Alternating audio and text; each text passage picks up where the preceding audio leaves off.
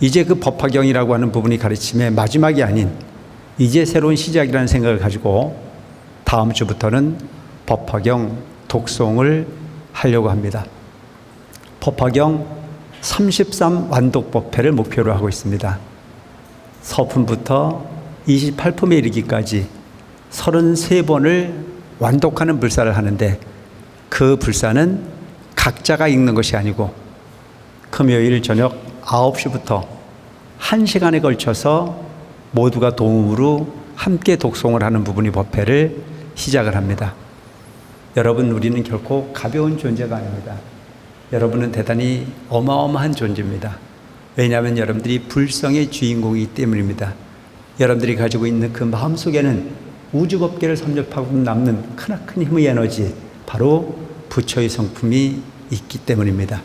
그 부처의 성품을 그냥 바라다만 보지 말고 꺼내 쓸 수 있는 용기 있는 여러분들이었으면 좋겠다는 생각을 합니다. 이렇게 오늘은 법화경을 그동안 약 80여 회에 걸쳐서 강사를 하는 가운데 열과 성의를 다해서 참여하신 많은 분들이 계셨습니다. 시작을 할 때는 한 200명 이상 오셔서 항상 강의에 동참을 하셨는데 오늘 수료증을 받으신 분들은 약 70여 명 정도가 수료증을 받으셨습니다. 물론 수료증을 받으신 분들도 계십니다만은 수료증 A에 오셔서 열심히 강의를 들으신 분들도 있지만 그 숫자를 다 채우지 못했기 때문에 아마 많은 인원에서 조금 제외된 분들도 계시지 않나 싶은 생각을 합니다.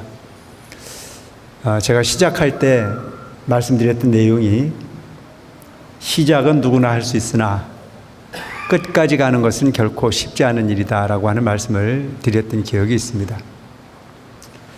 모든 일이 그런 것 같습니다. 특히 우리는 진리라고 하는 부분을 위해서 이 자리에 앉아 있습니다. 진리는 뭘까요? 참진짜, 이치이자.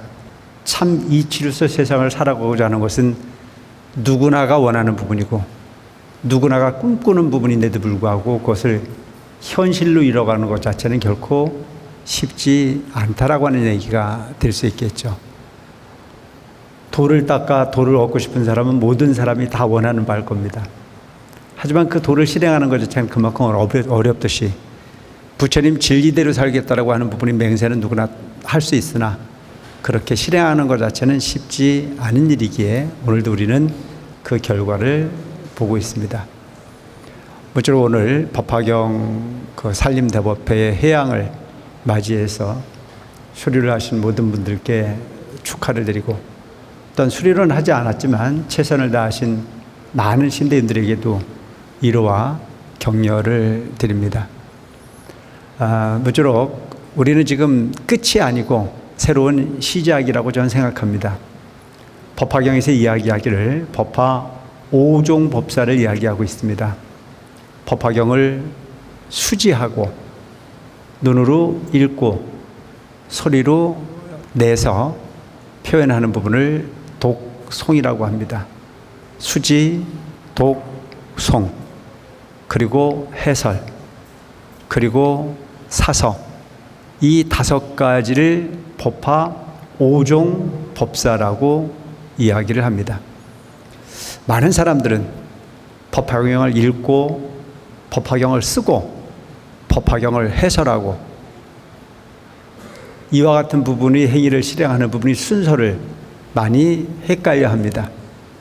그런데 우리는 법화경을 읽어도 봤고 그렇지만 많은 법화경을 독송하지만 그 장르를 이해하기란 결코 쉽지 않다라고 하는 것에 많은 사람들이 어려움을 토로하고 있습니다.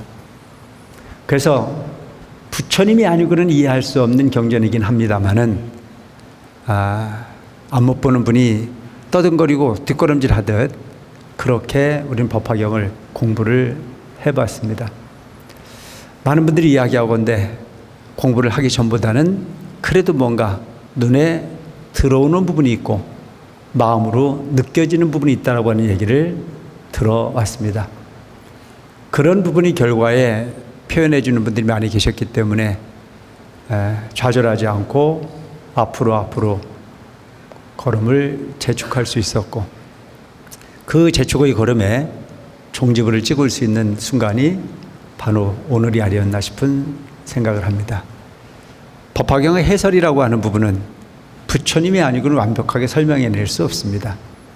특히 학식이 부족하고 세상의 지식이 부족한 제가 법화경을 감히 입에 담았다라고 하는 부분은 부처님으로부터 큰 누를 끼치지 않았나 싶은 반성도 해봅니다마는, 그럼에도 불구하고 많은 분들이 함께 동참해 주시고 함께 열정을 베풀어 주셨기 때문에 큰 무리 없이 그래도 이렇게 수료의 법회를 하게 되지 않았나 싶은 생각을 해서 참여해 주신 모든 분들께 다시 한번 감사를 드리고 저도 크나큰 보람을 느낍니다. 법화경이라고 하는 부분은 해도 그 끝이 없을 겁니다. 읽을 때마다 새롭고 또한 생각해 볼 때마다 가슴이 뭉클해지는 그런 경우들이 무척 많습니다.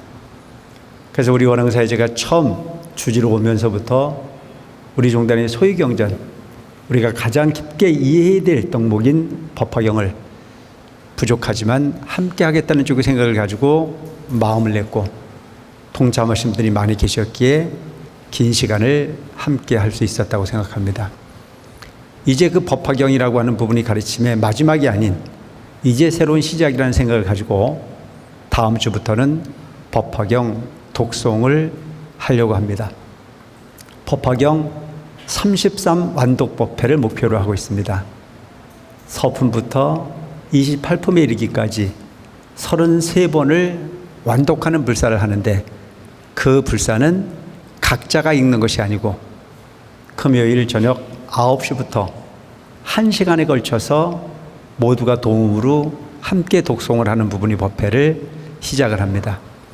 아마 33번을 완독하는 데는 꽤 많은 시간이 걸리지 않겠나 싶은 생각을 합니다. 옛 가르침에 지성이면 감천이라는 말이 있습니다. 어린아이가 어머니 배 바깥에 나올 때 세상을 알고 나오지 않습니다.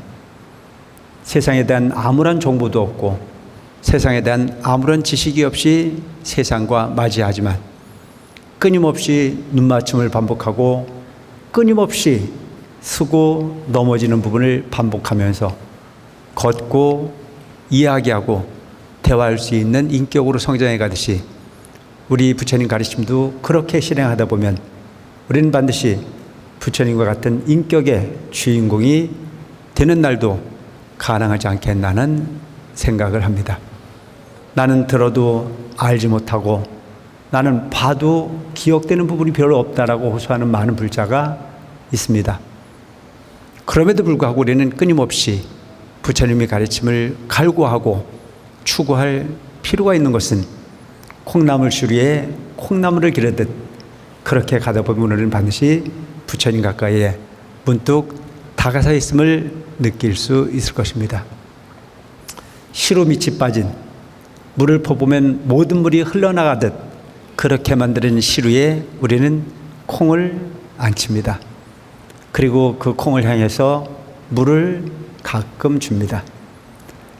한 방울도 남지 않듯 다 흘러나가려고 생각했던 그 콩나물은 그래도 잔류한 물기, 그 습기를 통해서 콩나물이 커가듯 우리 불심도 그렇게 커간다라고 하는 사실을 의심하지 않고 용기를 내서 실행할 수 있는 우리 원흥사 신도님들이 되었으면 하는 바람을 가져봅니다. 부처님의 가르침은 인과입니다. 부처님의 가르침은 인과를 근본으로 가르치지만 법화경에 이르러 가르칠 때는 바로 일체 중생이 불성이 있음을 설파하셨고 그 불성을 깨우쳐 일깨우기 위해서 부처님께서는 이 사바세계에 오셨다라고 설하고 계십니다. 일대사 인연이다. 바로 일대사 인연의 본질은 일체 중생이 시류 불성이라는 사실입니다. 일체 모든 중생이 불성의 주인공이라는 사실입니다. 모두가 부처이지만 부처이기를 좌절한 우리들에게 부처일 수 있다라고 하는 희망과 용기를 주시기 위해서 부처님께서는 그렇게 오셨고 법화경이라고 하는 장르를 통해서 또한 그 불성을 일깨울 수 있는 희망의 장르가 저는 거룩한 법화경의 핵심이라고 생각해 봤습니다. 오늘은 법화경을 80회에 걸쳐서 설명하고 그러고 난 이후에 가장 감명받았던 내용이 장르가 다이지만 그중에 꼭 기억에 남는 부분이 하나 있어 소개하는 품을 읽어보고자 합니다. 바로 묘장엄 왕 본사품입니다. 부처님의 법 중에서 왕이 있었는데 그 왕의 이름이 묘장엄이고 그 왕비의 이름은 정덕이었느니라. 그에게는 두 아들이 있었는데 첫째 이름은 정장이요 둘째 아들은 정안이었느니라. 이 두 아들은 대신동력과 복덕과 지혜를 지녀서 오래도록 보살이 행할 도를 닦았느니라. 오늘날 우리가 세상을 사는 걸 보면 아들과 부모로 엄마와 자식으로 그렇게 태어오는 부분이 그냥 우연인 듯 필연으로 어떤 이유인지 알지 못하고 그렇게 살아가지는 것이 우리 삶이라면 이유 없는 인연은 없다라고 하는 부분을 표현한 부분이 장르가 이 장르가 아닐까 싶은 생각을 해서 전 큰 감명을 받습니다. 이미 묘장엄 왕이라고 하는 왕은 불법의 인연이 깊지 않은 분이었습니다. 근데 그 불법의 인연이 깊지 않은 그 왕에게 법화경을 가르치기 위해서 정장이라고 하는 큰아들과 정안이라고 하는 작은 아들이 왕의 아들로 태어옵니다. 그들은 이미 그 왕의 아들로 태어오기 전에 많은 신통력을 가지고 있었고 많은 복덕과 지혜를 구족한 분들이었습니다. 그는 이미 과거 전생부터 보시, 지계, 인욕, 정진, 선정, 반야, 방편에 이르기까지 모든 바라미를 고루 완성하신 분들이었습니다. 자비이사와 37조도품을 명료하게 통달을 했고 모든 삼매를 증득한 큰 존재들이었습니다. 그들이 묘장엄 왕의 불성이 부처님과 인연이 함께 할 수 없는 부분을 안타깝게 여겨서 그들을 불쌍히 여겨서 법화경을 설하기 위해서 즉 묘장엄 왕의 아들로 선택되어져서 왔다라고 하는 내용이 바로 이 묘장엄 본사품입니다. 그 아들들이 어느 날 어머니에게 이야기를 합니다. 울레오면서 왕하집을 처소에 가서서 부처님께 공양을 하고 부처님에게 예배를 하라고 어머니에게 간청을 합니다. 그때 이 어머니에게 아들들에게 일러 말하기를 너희 아버지는 즉 왕은 예도를 믿어서 바라문에 집착하고 부처님의 가르침에 관심이 없느니라. 먼저 그 아버지를 사견으로부터 구해낼 수 있는 부분의 행위를 너희들이 실행해 줬으면 좋겠다라고 하는 부탁을 합니다. 그때 이 아들들이 아버지 앞에서 부처님의 진리를 있는 대로 설하고 있는 대로 가르치기 위해서 온갖 능력을 발휘를 합니다. 그때 왕이 아들들이 그 정성에 감동을 해서 부처님의 진리를 받아들이고 그 진리에 감동을 해서 부처님의 진리를 받아들이고자라고 하는 약속을 실행합니다. 그래서 그때 말씀하신 내용이 뭐냐면 불심과 전혀 인연이 없었던 왕을 부처님의 진리와 인연을 맺게끔 선택해서 오신 인연은 바로 그 아들들이 오직 중생을 구제하게 한 마음, 법화경을 가르치게 한 마음으로 왕자로 선택해 왔다라고 하는 내용이 바로 이 묘장엄 왕 본사품의 주요 내용이라고 볼 수 있습니다. 무엇을 이야기하나요? 선이 있는 가운데 반드시 우리는 부처님 진리를 만나게 되어 있다는 사실입니다. 부처님의 가르침은 결코 헛되지 않습니다. 마음이 있는 자 반드시 성불할 수 있습니다. 마음이 있는 자 반드시 그 가피를 얻을 수 있습니다. 법화경인 장르를 완벽하게 다 이해할 수 없지만 마음을 다해서 노력하다 보면 반드시 우리는 그 가치가에 다가갈 수 있는 멋진 불성의 주인공이라는 사실을 꼭 간과하지 않고 실행하는 우리 원흥사 신들이 되었으면 좋겠다라고 하는 생각으로 오늘 묘장엄 왕 본사품에 대한 부분을 간략하게 소개를 드렸습니다. 불성, 그것은 결코 외부에 있는 것이 아닌 내 마음에 있습니다. 심즉시불이라는 말이 있습니다. 내 마음이라고 하는 부분을 항상 너무 거만하게 가져오는 부분도 문제가 되겠으나 내 스스로의 마음을 너무 폄훼하거나 내 스스로의 마음을 너무 용기 없이 그냥 그렇게 방치하는 것 자체도 스스로에게 크나큰 업을 짓는 결과가 된다는 점을 꼭 상기할 필요가 있다는 쪽의 생각을 합니다.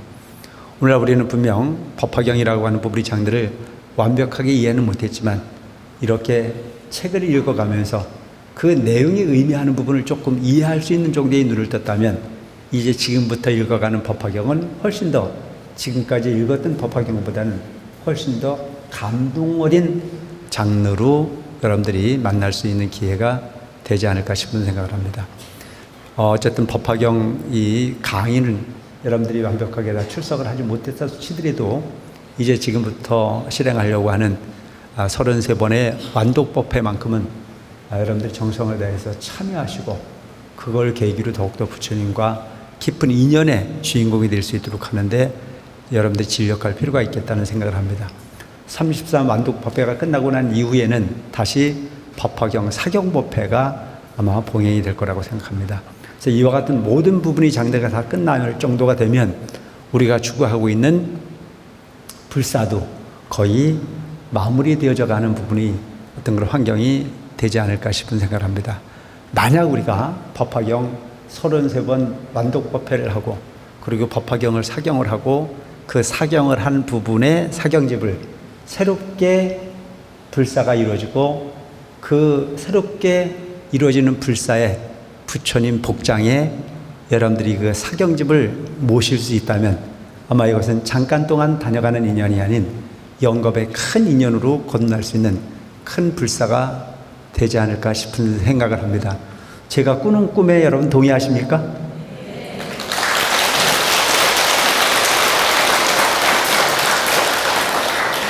저는 매일 이렇게 꿈을 꿉니다.